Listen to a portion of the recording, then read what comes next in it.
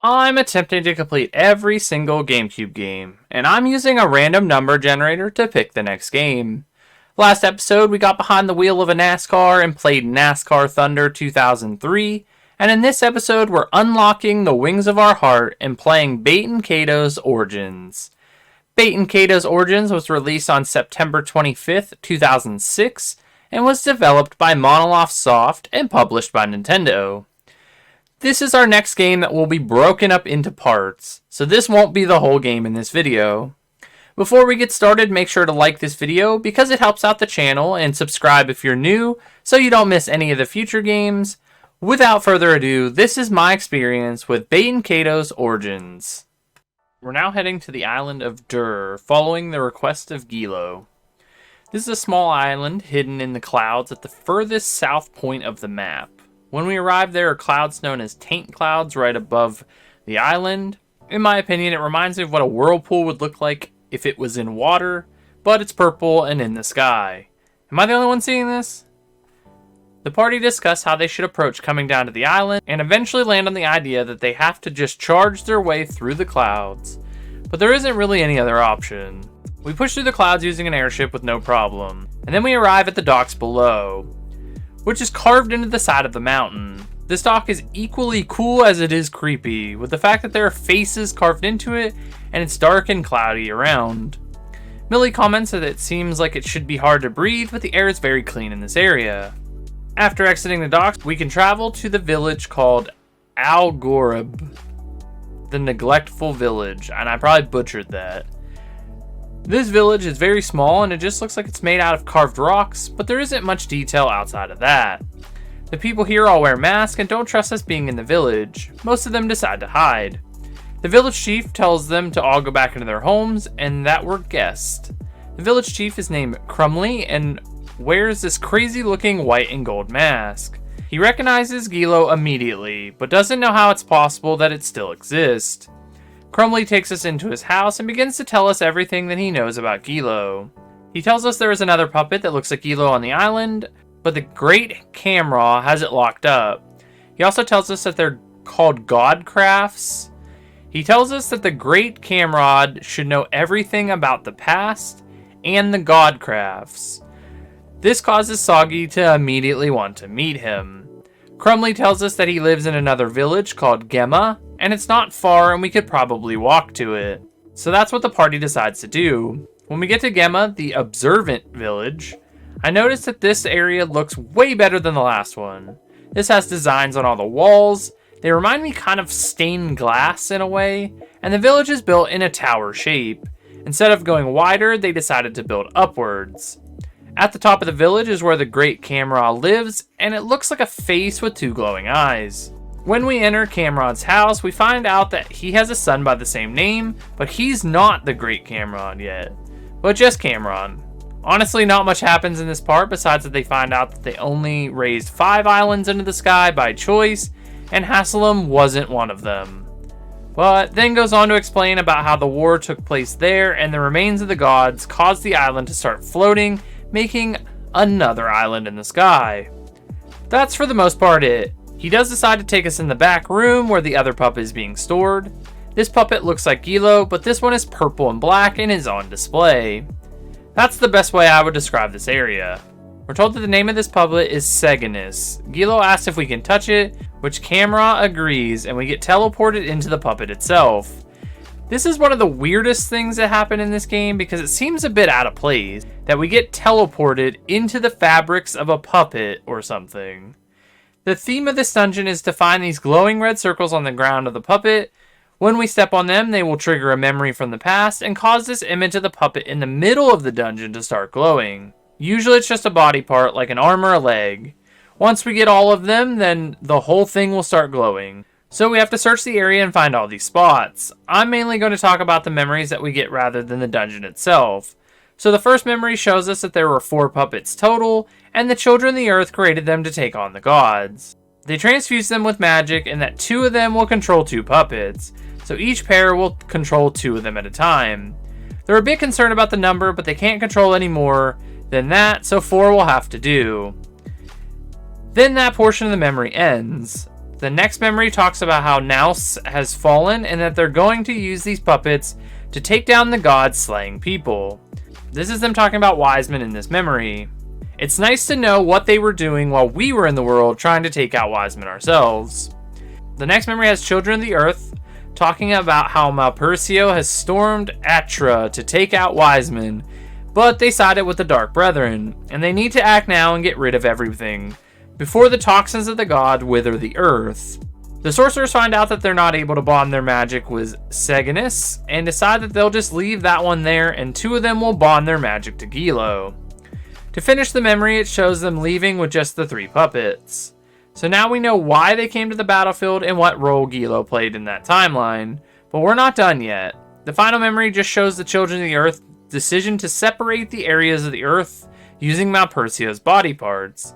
And then they talk about how the other 2 puppets got destroyed during the battle, but Gilo just fell over into a sea of bodies because they ran out of magic. This is how Soggy was able to find Gilo all those years later. When we come out of the memory, Gilo feels bad that they killed Rise and his family, but we just let bygones be bygones and we forgive Gilo, along with everyone else. This memory causes the figure of the puppet to be completely glowing in the middle of the dungeon, and we can now go back and trigger the event for when it's complete. When we get there, Seganus is finally bonded with the magic of the Children of the Earth and only knows to kill Malpercio, which, since Rise is part of that, it triggers it to freak out and begin to attack us. This was pretty unexpected, but it's a good way to finish this part out. Now onto the boss fight, and this one is pretty challenging if you're not ready for it. This boss fight is similar to the one we had with Gilo, but I think the attacks it hits everyone is stronger in this fight. The idea of this fight is to stay healthy because that attack just hits the whole party with a ton of damage, and we need someone to stay alive at all times. I just tried to have someone heal even when I wasn't all that low on health, just to make sure we didn't drop into that area where everyone would receive a one-shot attack. Outside of that, use some strong attack combos and have weapons attached when you attack. It took me a few tries to beat this fight, but it wasn't all that bad once I got used to the attacks. If you can see during this fight, I had a lot of moments where only one of my party members were alive and got into some situations that were pretty scary, but I was able to finish the fight and beat Seganus. After the fight, we're put back out of the puppet, and when we come to, Gilo asks the Great Camera to seal the power of the puppet away. He agrees, we head out to the main room of the palace, and the Great Camera tells everyone he's stepping down. It's a surprise, but it goes really well with this being his last action in charge. He will seal away the power of the puppet. I don't really know what he means by this, but he walks into the room and we never see him again. I don't know if he went into the puppet to seal its power or what, but he's gone and the other camera takes over, finishing up this mission. Now that we're done with that, we can actually continue the story again. And this time we're heading back to where the game started. The Dark Service Headquarters. This area feels like a side mission and there isn't an actual boss fight in this area. When we arrive, we see a bunch of soldiers that were taken out laying by the entrance, and we find one soldier that is still alive. With his final breath, he tells us that the Paramachina are going on a rampage and killing all the soldiers. This leads to a couple of them coming out of the strategy room and attacking us. They're forcing soldiers to work for them or to be killed. It's a complete turn from what was going on before. After taking them out, we head into the strategy room. In the room, we find that there are Paramachina threatening another soldier. He appears to be the only one of them left. We take out the Paramachina and then talk to the soldier. He tells us that the Paramachina enhancement chips arrived, and when they installed them, the Paramachina became smart, and within no time they could talk, and they were even taking over the soldiers and planning an attack on Mintaka. It's crazy how fast all that took place. We need to take out the one in the locker room to stop them from making more, but the door is locked and we need to find the override code in the area so that we can get inside of it. This leads us into running around in the rooms trying to find the override codes. They're pretty easy to find. They're flashing spots in the room and each one of them will give you one number to unlock the door and in what order it should be in. When searching around the area, we find this little kid that was with Shanath running around. We don't know why they're here, but we decide to follow them because it's dangerous for us to just leave a kid in this area with all the Paramachina. When we catch up to her, she's in this room and there is a paramachina that is about to kill her, but Gilo is quick and takes it out before it attacks her. Gilo tells the girl that death will always be by her side if she has something she needs to do. Soggy and Millie are like, why would you tell a child that? But Gilo tells the party that they wouldn't say that if she truly was a child. I have no idea what that means because it just ends there. If I missed something, please let me know down in the comments what that means. Anyways, we collect the rest of the numbers and head back to the strategy room to input the codes and unlock the locker room. We actually have to put in the numbers during this part, which I thought was pretty cool because it requires you to actually pay attention. When we finally get inside the locker room, the main paramachina can talk and tells us that we need to obey, and then shows us that there's a bunch of paramachina ready to attack. So we get put in a bunch of battles in a row. They're not hard or anything, but it's interesting that they're able to take control of the whole headquarters. After a total of 3 fights of them, we can finally get to the leader of the paramachina and battle that one to end them trying to take over the city. The fight isn't hard because it's the same thing that we've been doing the whole time, but I figured I would show the final fight to this section. They don't hit that hard and we can deal out a good amount of damage too, so it's pretty easy to fight and it doesn't have any real challenge. When the fight is over, the party decides it's safe that there shouldn't be any more of them trying to take over the area or the city. Soggy wants to know what happened, but Gilo just says it's the Empire's problem to deal with now, and we should just leave. Soggy tells us that we should report to Gilda Blame, which we can do, but that will trigger the final section of the game. I wanted to do some of the side stuff before that, because I think it'd be fun to go back and take out the Para Arma that the Empire had and was using to take over the other islands, now that we can actually take them out. We're going to start with the first one in the cloud vents. We head back there and now we can fight. I'm going to go in order and start with the fight with Nazca, who tells us about the flying fortress that they're going to use to take over the world. We don't like that and decide to attack. This fight is the hardest of the fights, I think, because this one has 3 health bars for different objects of the tank. One of them can heal, and that is the one we need to focus on first. But before we do that, we have to wear it down enough so that we can actually do some damage to it. I would say that the fight isn't that hard, but healing all the time is pretty annoying. So I didn't struggle with this one at all, but it did take some time to finish the fight. Once we beat it, the tank crumbles into a pile, and Soggy attacks it one last time, causing it to blow up into a cloud of black smoke. Then we come back out and get another section of dialogue. After the fight, Nazca is still alive and comes limping out of the smoke, trying to fight us again, going on about how they want to die because of them failing, and Hughes will never let them live this down. We have the option here to either fight Nazca in a normal fight, or not attack and just leave.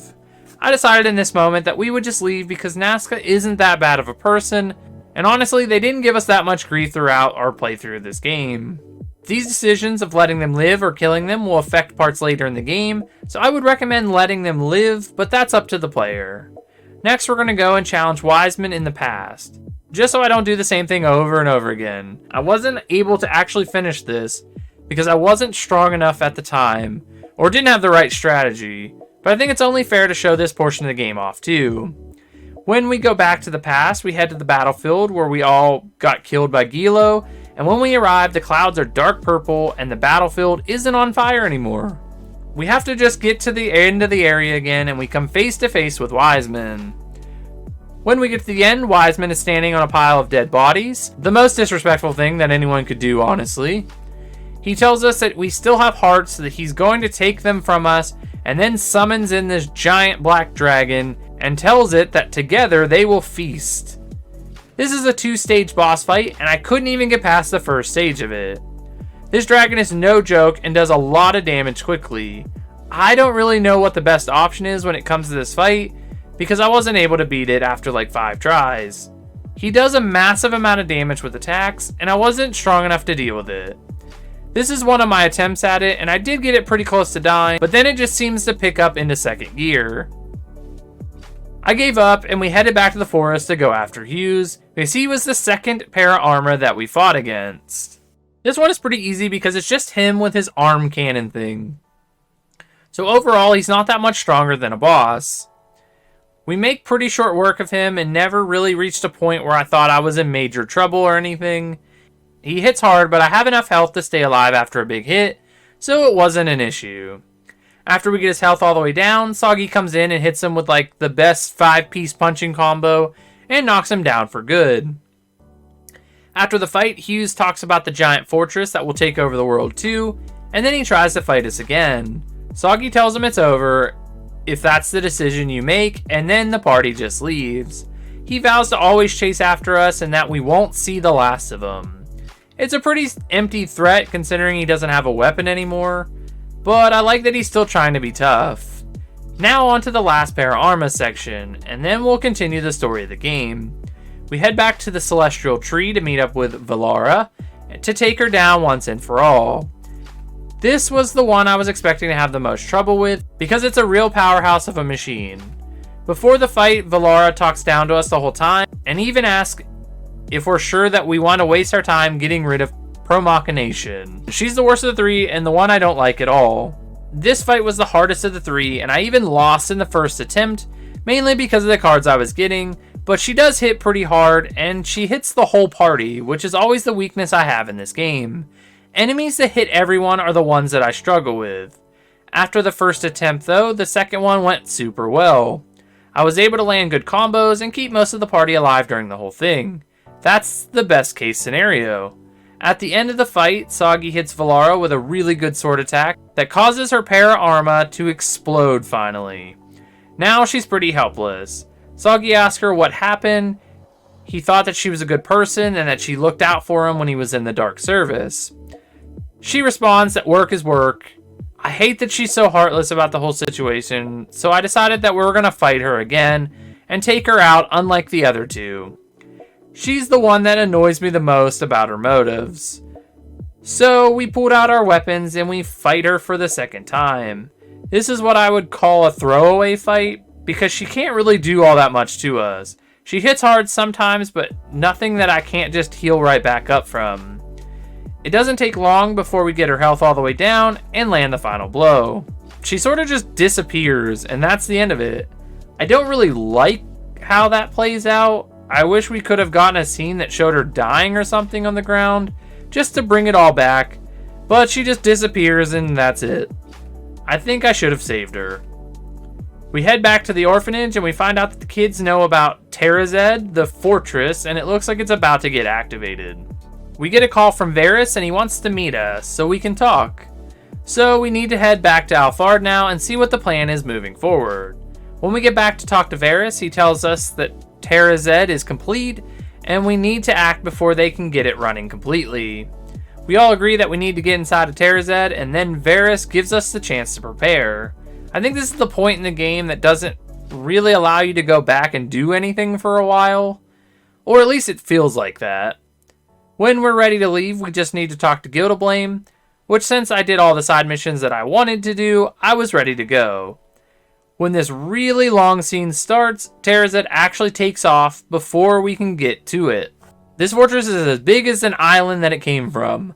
I have no idea how no one noticed this thing being constructed, just purely on its size alone. There isn't all that much that happens here besides it shows all the main leaders of the other islands noticing it, and even some of the other main characters like Lolo and Soggy's mom. I think it's just solely for the purpose of getting the size across. After we get all the people looking at Terrazed, Balhalt makes an announcement that people can come live in the fortress as long as they believe in Promachination. This prompts Soggy and the party to come up with the idea that with all the confusion from people going there quickly, we can sneak into the fortress unnoticed. I don't know how well this would actually work, but that's the plan they came up with. When we get to our ship and head there, every ship from the Empire is making it super easy for us to sneak into the main dock and land ours. We get out and head into the fortress.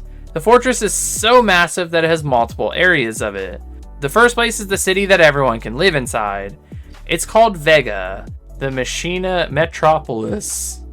It's exactly as the name implies. Everything is made from the machines, there are elevators everywhere, and it just looks metal.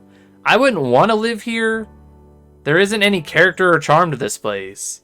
At the very back of Vega is where we can enter what is known as Terrazed. Everything here is made from gold. It reminds me of Alfard, and it's actually going to be the last dungeon for us in this game. So get used to looking at gold and escalators. There are two themes in this dungeon. The first one is there's a bunch of floors and we have to use the escalators and elevators to get through each floor and section. Some floors are blocked from specific directions, so we have to go all the way around and come from above or below to get to it. The second theme of this dungeon is to clear out a bunch of soldiers from the middle of the area. In order to do this, we have to cause a bunch of noise or commotion so that they'll leave their post. We can do this by completing these puzzles that have us moving through mazes. The idea is simple. We have to move through the blue areas and we can't touch the red ones. There are spots in the maze that we can stop so that we can either switch the maze around or so that we can get our wing meter back. The problem is that if we stop moving during the sections, we will fail it and have to start over. Still not that bad, but then you throw in that the controls aren't that clean in this area and the hitboxes are wrong. I very well could just suck at this game, but this took me so long to do the first one because I could not figure it out. The best part about this first one is that I actually ended up breaking the game and I was able to go through the blue cubes without them going away. So I just kind of clipped through them. Anyways, after a bunch of attempts, I was able to get through to this room in the back. These areas are holding the afterlings that they captured during the game, so using our Wings of the Heart, we're able to free them, and this causes the floor to give out. We free the afterlings and we cause the commotion we need for the guards to leave their station. That being said, we're going to have to do this a total of 4 times, so buckle up. It takes forever to do this part when playing, but the power of editing, we can cover them quickly. The second maze requires us to change the maze halfway through. This one was much easier for me to complete, and I got this one after a few tries. We're able to get to the back of the area and free our second afterling. I'm not sure if you can tell during these scenes which afterling is which, so let me know down in the comments if you can tell what character turned into each one of these. After we free this one, the floor gives way, and we get another set of guards to leave their station again. Only 2 more to go. The next maze is pretty simple because we don't have to change the maze at all during the run. When I completed this one, I had 2 very close calls when I almost ran out of Wings of the Heart and had to wait to get the meter back. The second time I did it, I was at the end and I would have been super upset if I wouldn't have gotten all the way through the box and then had to reset for hitting them. Anyways, we get to the back of this area and free the next afterling. These rooms have a purple tent in them, which I think they all have some sort of tent to the room, but I noticed it in this one the most. After freeing this afterling, the floor collapses again and we get another set of guards to leave their stations. Only 1 more of these to go before we can move into the middle room of Terrazed. The last maze we have to complete isn't as bad as I thought it would be. We have to change the maze once, and then we have to make a pretty sharp U-turn to get to the end of it. I didn't struggle with this one that much. I have no idea why I had so many problems with the very first one, but this one was the last one, and we can head to the back room of this area and free the last afterling. We did it. We finally freed all the afterlings from the Empire, and all the guards are gone from their stations, besides the leader of the unit. So now we can head back to enter the room. When we arrive, we don't have any plans of entering the main control station from the doors. We're going to break through the glass 2 floors above it. We make one last check to see how many guards are in the room, and then we decide to head in, which I do immediately, and we break the glass with our sword and jump down into the room. The leader of the guard attacks us, but this is super easy because he's all alone at this point now. So it's one fight and we can move on. Now we're going to head into the meat and potatoes of this game. We're going to get a bunch of answers, reveals, boss fights, and finally a pretty good ending. So let's move into the room that Balhalt is in. There's a lot that happens here, but I'm going to sum it up the best I can. We enter the control room for Terrazed. This area is where you could drive this fortress, or at least that's what it looks like. And Balhalt is there, so we confront him. He goes on about how he's glad we're here and that Millie did a good job bringing us there so he can take out the last piece of Malpercio.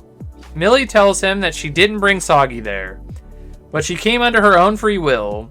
She goes on that Machina is pointless and that all the people that she met with Soggy on this journey do the things they do best by using their hearts.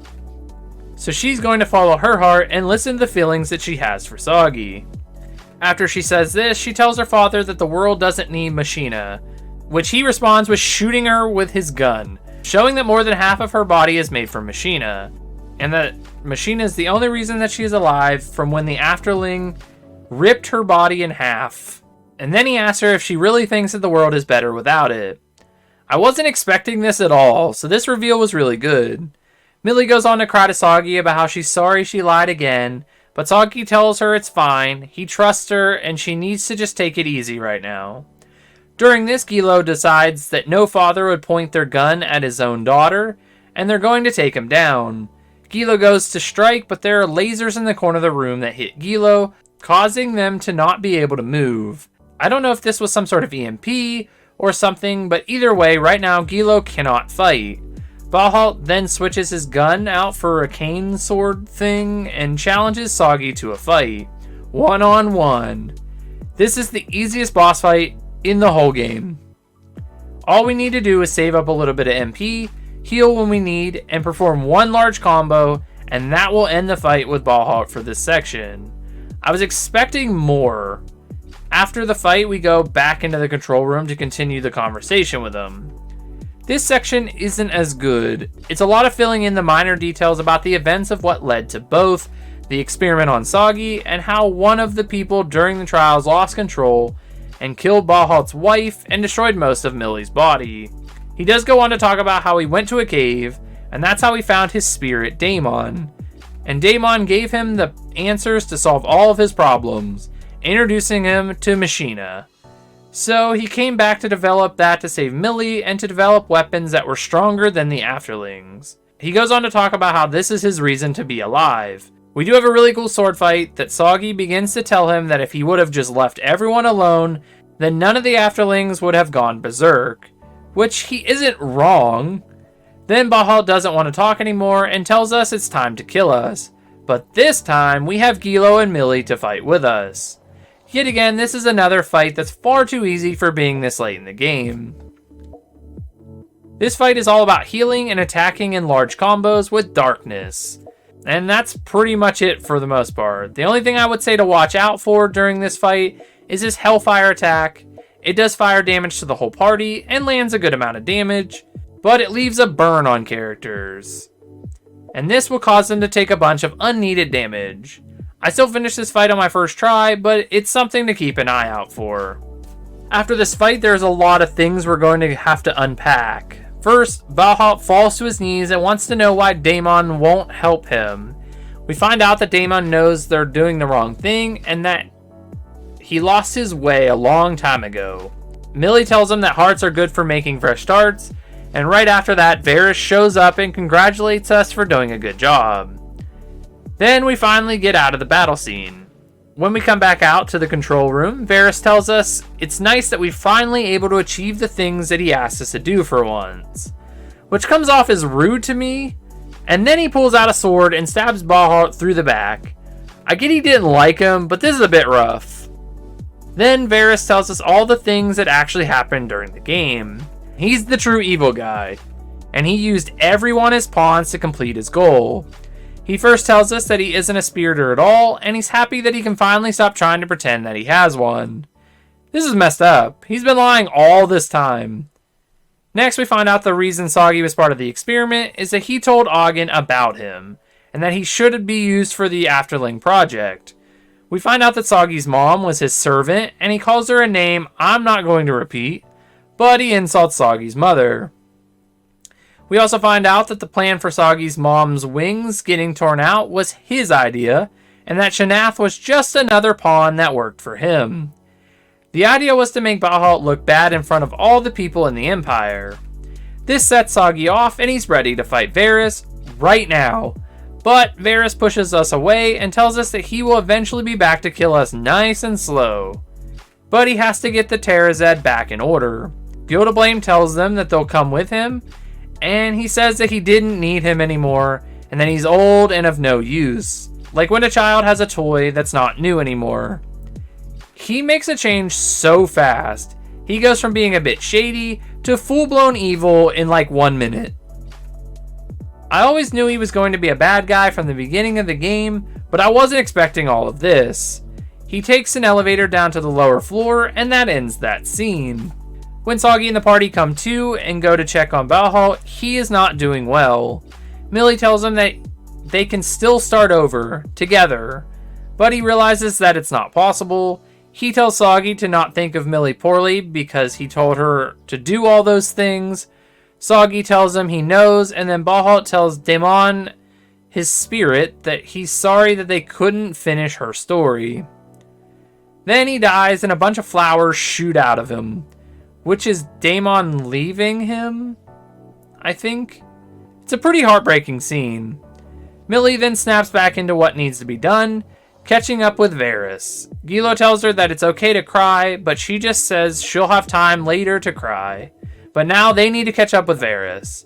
Soggy tells the party that he's probably heading to the core of Terrazed, and we can take an elevator down. This is the final chance in the game for the player to do anything they might need to do. So if you think you might be underleveled or have any side missions that you want to do, this is the time to do it.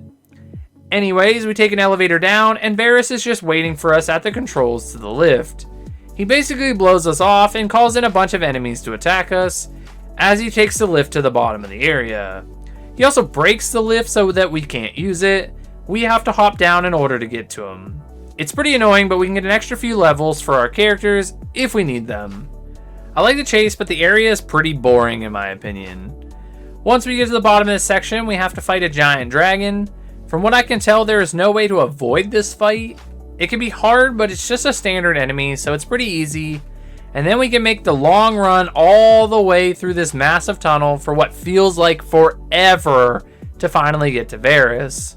When we get to the core where Varys is, he tells us that he has the machina all set up, but Giloa cuts him off and tells him to shut up. I love this part of the game because in most RPGs, this is when the main villain talks a bunch before the final fight. But this game cuts it short, and Soggy tells him that he's going to kill him and that he should just get used to living in hell. I think this was a good way to change the norm of JRPGs and just throw us right into the fight. A fight that is very difficult if you don't have any idea what is going on. This fight is broken up into 3 sections. At least that's what I would call them. In the first section, we have to fight 2 machina tentacles. Not that bad, just have to attack them until they retract, and then take out the other one. The second section of this fight is another 2 tentacles, which is handled the same way. Still pretty easy at this point.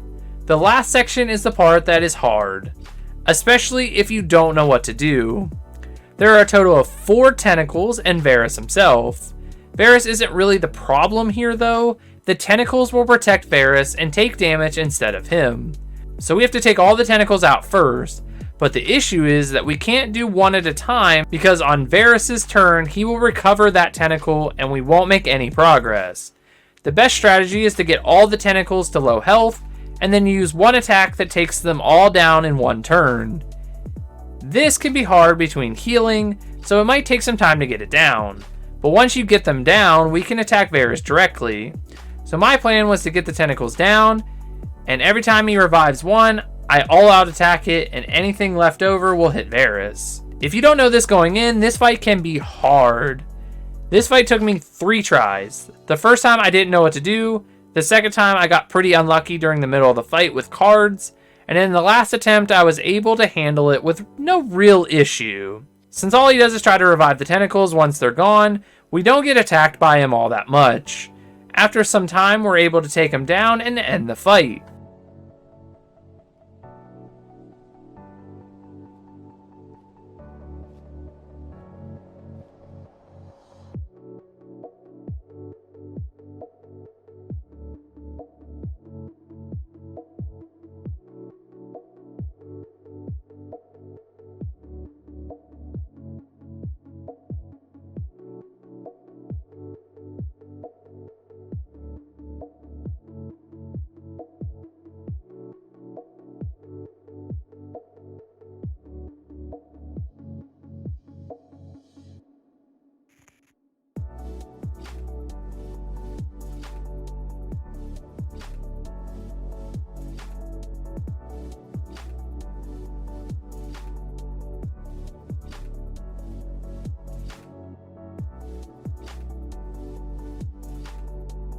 The fight is over, but there's a lot more to happen still after the fight.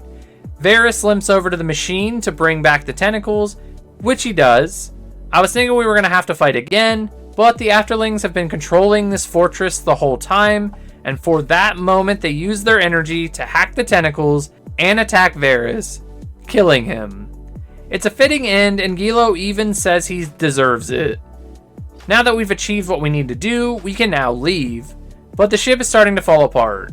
I don't know if this has something to do with the Afterlings, but there are explosions everywhere and we need to get out quickly. We get a cutscene showing all the leaders of the other islands, and our friends at the dock in Alfard. They're talking about how we succeeded in taking out Promach Nation, and now they're wondering if we're going to be able to get back out of the fortress. When leaving, we come across this machine that detects Soggy and wraps him up. The machine is like absorbing his heart or something. I don't really know how it works, but Millie points out the control panel for the device. Millie and Gilo have another heart-to-heart because Millie tells Gilo that there isn't enough machina to override the controls, so she's going to use her body to free Soggy. She tells Gilo goodbye and turns to tell Soggy goodbye, but Gilo goes into the machine and sacrifices themselves instead of Millie doing it. She yells at Gilo, but Gilo tells her that Soggy needs her more than them now, and then makes one last dig at her before the doors close. Millie starts to cry, but Soggy comes over to comfort her. Soggy heard the whole thing and tells Millie that they need to get out now, so Gilo's sacrifice isn't for nothing. Millie walks away, and then Soggy turns back to the engine thing that Gilo is in, and then the screen turns black. I don't know if this ties into anything, or if there was plans for something to happen, but what did he say to Gilo? Did he just look at Gilo? What happened here? Anyways, we continue to make our way out of Terrazed, and do you remember how I said the choice to leave the bad guys alive would affect the game later on? We've hit that part. We're waiting for this door to open and we get swarmed by enemies.